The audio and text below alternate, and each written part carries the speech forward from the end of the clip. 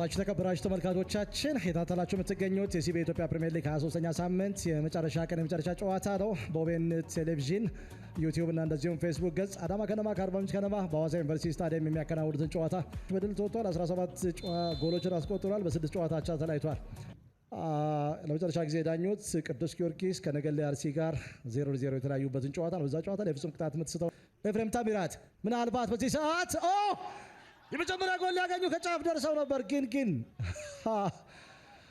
አላዛር ማርቆስ እንቅስቃሴዎችን ስታደብር ከተጫዋቾች ጋር መታገል አይኖርብህም። ተጫዋቾችን ማረግ አይኖርብህም። በዚህ ሰዓት ምናልባት ስህተትን ፈጽመዋል። በቀላሉ ጎል ጀሮም ፊሊፕ የጎሉ ባለቤት ነው። አርባ ምንጭ ከነማ ይህንን ጎል አጥብቆ ይፈልግ ነበረ። ያንንም አሳክተዋል። አላዛር ማርቆስ የግራ አጠቃቀሙ ጥሩ አልነበረም። ጀሮም ፊሊፕ ኢሎና ሪካ ጋሞና ጋሞኛ ባህላዊ ጭፈራ ነው በዚህ ሰዓት እያሳዩ የሚገኙት።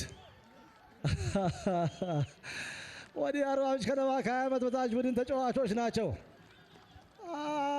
የግራ አጠቃቀሙ ጥሩ አልነበረም። በዚህ ሰዓት ብዙ አማራጮች ነበሩት። አላዛር ማርቆስ ሳሚ ምንድነው የተፈጠረው? ኦቨር ኮንፊደንስ ይመስላል። ምልክቶች ነበሩ። አላዛር ማርቆስ በዚህ ጨዋታ ላይ ስህተት ሊፈጽም እንደሚችል ምልክቶች ነበሩ።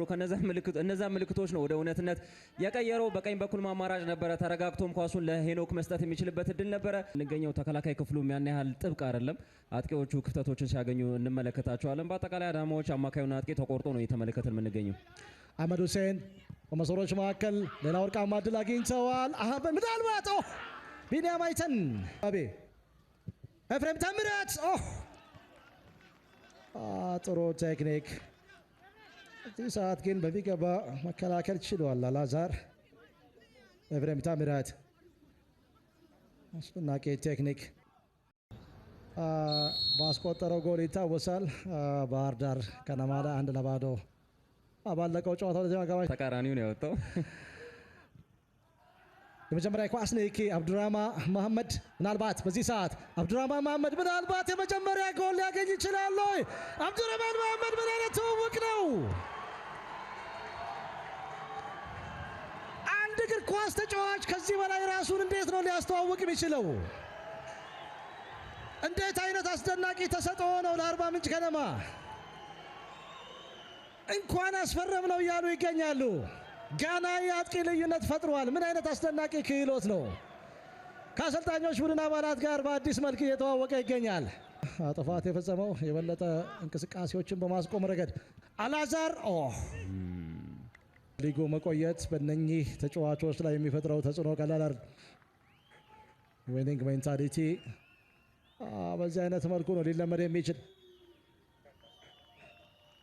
ቡድናቸውን ፍቅር እያሳዩ ይገኛሉ። ቀጣይ የአርባ ምንጭ ከነማ ተጋጣሚ የወቅቱ ሻምፒዮን ኢትዮጵያ መድን በመጀመሪያው ዙር 0-0 ማለቁ ይታወሳል። ይህ ጨዋታ ይሁን እንደሻው በቀይ ካርድ የወጣበት ጨዋታ ሚካኤል ጣመ ጨዋታው መጠናቀቁን በፊሽካቸው አረጋገጡ።